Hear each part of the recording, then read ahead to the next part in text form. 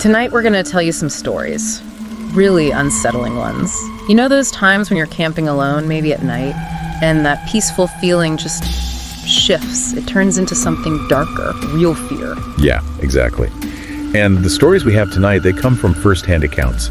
They were shared on a YouTube channel called Whispered Diaries, and they're presented as true stories. True stories of when, well, a quiet night outdoors suddenly becomes not so quiet or peaceful. These accounts really capture that vulnerability, being completely alone when something strange happens way out in the wilderness. Definitely.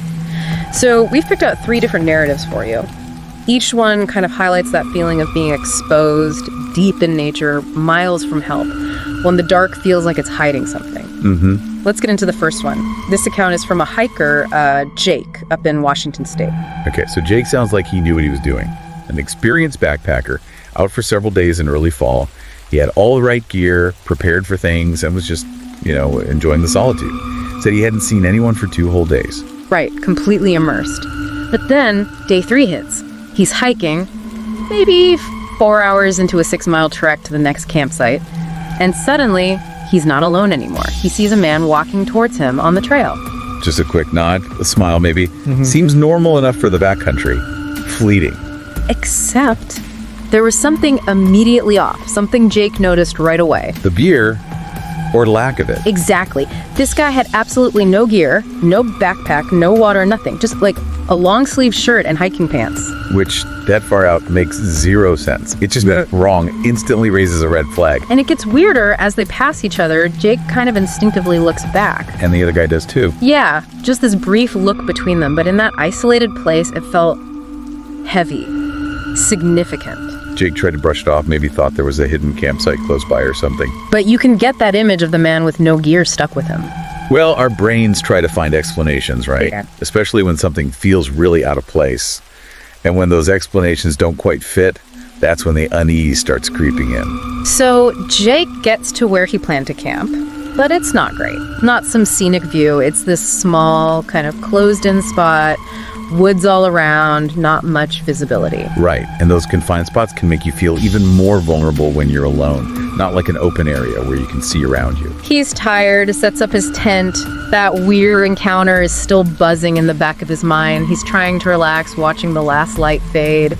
And then he hears it. A sound. A shuffling sound right behind him. He turns around, and his blood just runs cold. It's the same man from the trail. No, at his campsite. At his remote off-trail campsite. Yep. Still no gear, nothing. Wait, how is that even possible? Think about the logistics. The guy was walking the other way. To end up at Jake's specific spot, he'd have had to, turn around, hike incredibly fast, probably off-trail too. It doesn't add up. It absolutely doesn't. And the man doesn't say anything. Doesn't even look at Jake. He just walks into the campsite, sits down on the dirt maybe 15 feet away, and stares out into the trees. Just sits there, no tent, no sleeping bag. Nothing. Just sitting there silently as it gets dark. Wow. Okay, that complete silence, the just observing, that moves it from just weird to potentially threatening. Jake's totally alone with this guy, whose presence makes no logical sense at all. Understandably. Jake's unease just goes through the roof. Who is this guy? What is he doing way out here with nothing? Yeah, the questions would be racing. So after maybe half an hour of this silent, creepy waiting game, Jake knows he has to get out. Now. That gut feeling, you listen to that. Even if you don't know what's next, you know you need distance. So Jake starts scrambling, packing his tent up like crazy, and that's when the man finally looks at him. Oh, man. And he doesn't look away. Jake glances over, boom, eyes locked on him. Every single time. Then, the second Jake gets his pack on his shoulders, the man stands up. Okay, that's an escalation. Standing up to constant stare. It's gone from passive to active. Potentially confrontational. Jake just starts walking fast as he can back down the trail, but he can hear the footsteps behind him, uncomfortably close. He mentioned having a small knife. Yeah, he gripped that knife, just pure fear setting in. After maybe a minute, he risks looking back. The man's still following. Maybe a bit further back now, but definitely still following. Staying on the trail means he's still an easy target, though. Exactly. So Jake makes a split-second decision. He just dives off the trail, straight into the pitch-black woods. A huge risk, but maybe his only chance to break contact. He goes maybe 20 feet in, throws himself behind a big tree, heart pounding like crazy, and just waits. 30 seconds later, which must have felt like an hour, He hears the footsteps get closer on the trail, and then they stop, right near where he's hiding. So the guy wasn't just following noise, he was actively trying to track him. That suggests intent, something deliberate, predatory maybe. And then it gets even more disturbing. The man starts yelling. Yelling what? Threats? No, that's the bizarre part. His tone was friendly, like cheerful almost. Right. Calling out like they were just two buddies passing on the trail earlier. Hey, where'd you go? That kind of thing. Oh, that's chilling. That fake friendliness, it's manipulative, like trying to lure him out. After a couple of minutes of this creepy calling, it stops. But the man doesn't go back to the campsite. Jake hears him walk straight into the woods on the other side of the trail and just vanishes into the darkness. Gone. Into the woods. That just leaves even more terrifying questions. Jake waited behind that tree for over an hour, every little sound making him jump. Before he finally dared to move, he ended up hiking the entire night, just fueled by adrenaline and fear. Skipped the next campsite entirely. Completely, just hiked until he got back to civilization. He did file a police report. Any follow-up? Nothing, never heard anything. So he's just left wondering, what did that guy want? Robbery. Kidnapping. Or maybe, like Jake considered, just someone living out there reacting badly to being found. We'll never know. And that not knowing, that ambiguity, is maybe the most unsettling part. It really sticks with you, that profound sense of unease. Okay, our second story. This is also from Jake, actually, but this was his first solo camping trip. So a totally different context from the deep wilderness backpacking. Right, this time he chose a managed campground, only about 2 hours from the city. He was specifically looking for somewhere with other people around, a bit more security for a first solo trip. Which makes sense, trying to ease into it. Yeah, finding that balance between being alone but knowing help isn't miles and miles away. So he gets there, sets up his tent. Later on, he joins some other campers hanging out near the communal grills. Seems fine, everyone's friendly, welcoming, including this one guy, TJ. And those positive first interactions can unfortunately lower your guard sometimes, make you a bit more trusting. Later that evening, sun's starting to set. TJ wanders over to Jake's tent. He asks Jake if he wants to go check out this hidden lake. Says it's a secret spot nobody else knows about. An invitation to a secret spot. Yeah, and he says it's close, like only a 10-minute walk from the campground. Okay, the idea of a secret spot can be appealing, right? Especially if the person seems friendly. Yeah. But the timing, just as it's getting dark, maybe a small warning sign there. So they start walking. It's kind of a faint path, barely looks used. And Jake notices TJ's mood shifts. He gets quiet, stop the friendly chatter, and he keeps glancing back at the sunset. Jake thought maybe he was just checking the time, to get back before dark. But that sudden quiet, the checking the light repeatedly, classic signs. Something might be off, like he's focused on the dwindling daylight for another reason. 20 minutes go by. They've been walking for 20 minutes. Still no lake. Definitely not 10 minutes then. Nope.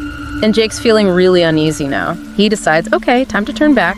Tries to do it subtly, hoping TJ won't make a big deal. But TJ noticed. Immediately, TJ calls out to him, starts friendly, casual, but then his voice just flips, gets sharp, angry, frustrated. Oh, wow. And he starts sprinting after Jake. Through the woods, which are getting darker by the second, it turns into this terrifying chase. The mask completely dropped. The friendly act was just that, an act. Now the real intention, whatever it is showing. Then Jake hears this sound, a thud, like metal hitting wood right behind him. What was it? He risks a quick look back and sees a knife stuck in a tree trunk, just feet from where it was running. He threw a knife at him. Yeah. Okay, that's undeniable proof of danger. This wasn't just getting lost. Jake was in serious trouble. Thankfully, Jake was faster. He managed to get away, stumbled back towards the main campground area, found the other campers. They called the police, I assume. Right away. But here's where it gets even stranger. When the police talked to the other campers, they all said that TJ was already there when they got to the campsite earlier that day. Wait, he was there before Jake even arrived? Apparently.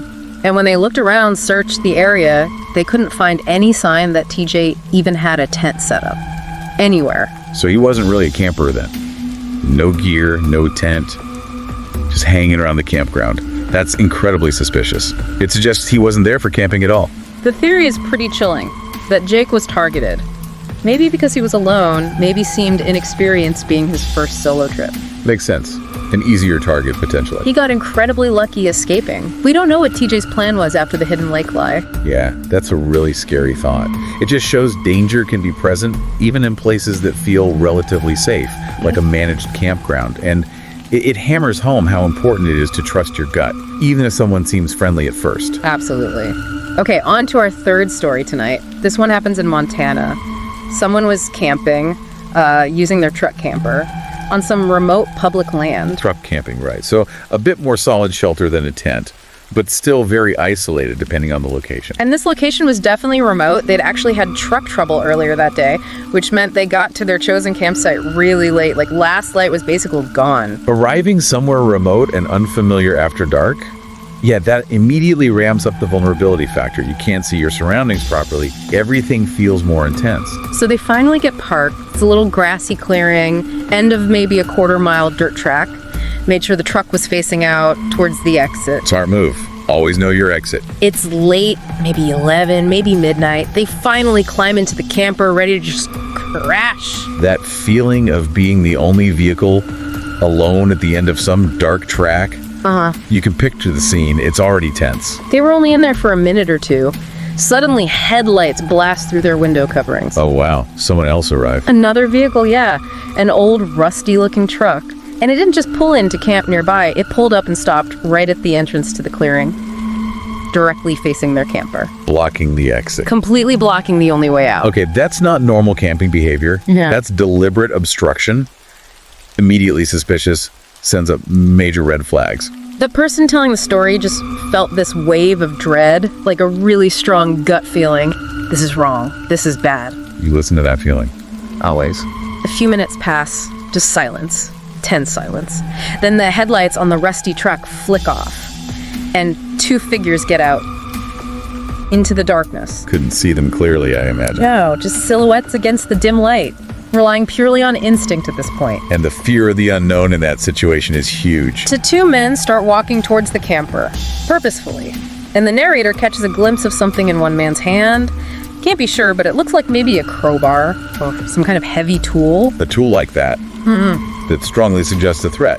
It's not just a casual approach anymore. Hints at forced entry, or worse. The men reach the camper door. They try the handle. Locked. Thank goodness. Then they start scraping something against the door, pressing on it hard, clearly trying to force it open, trying to break in. Oh my God, the person is inside. While the narrator is inside, absolutely terrified, bracing themselves against the door, trapped. That's horrifying. A direct physical assault on their safe space, no way out. Then, just out of nowhere, complete silence of the night is broken. Gunshot. A gunshot? From where? Not from the men. No, not from the men at the truck. It echoed from somewhere out in the woods, deeper in the darkness. Whoa! An unknown element? A third party. The two men at the camper door just froze. Instantly. Everything went still for a second. Then, like they were connected, they both turned at the same time, sprinted back to their rusty truck, Didn't waste any time. hopped in, slammed the doors, and just peeled out, sped back down the dirt track and disappeared. Their reaction, that immediate panic and retreat, suggests they were definitely spooked. Feared getting caught, maybe, by whoever fired that shot. The narrator didn't wait around either. Threw open the camper door, jumped in their own truck, started it up, and just drove straight to a big, brightly lit truck stop about an hour away, and didn't stop until they got there. I don't blame them one bit. Get to safety.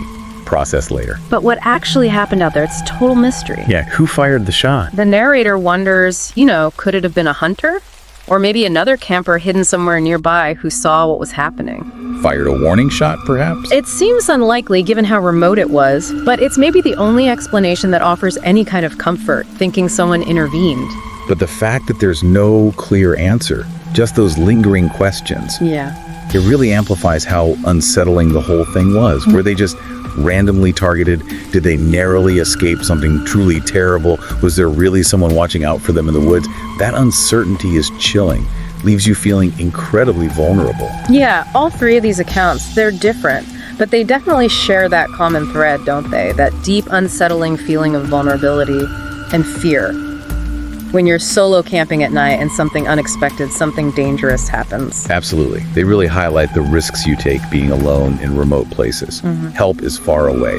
Those layers of security you have in normal life just aren't there. These stories, they make you think about how unpredictable things can be out there and how incredibly important it is to trust your instincts.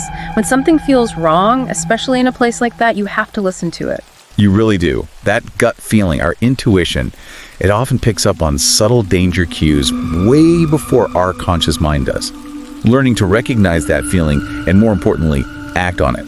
That can literally be what keeps you safe. Well, thank you for joining us tonight as we recounted these unsettling stories. Yeah, definitely unsettling. Stay aware out there, folks. And if you found these accounts compelling, or maybe just enjoy stories about things that go bump in the night, please do remember to like, share, and subscribe to the Horror Docs channel. We'll be back with more strange and unsettling tales for you next time.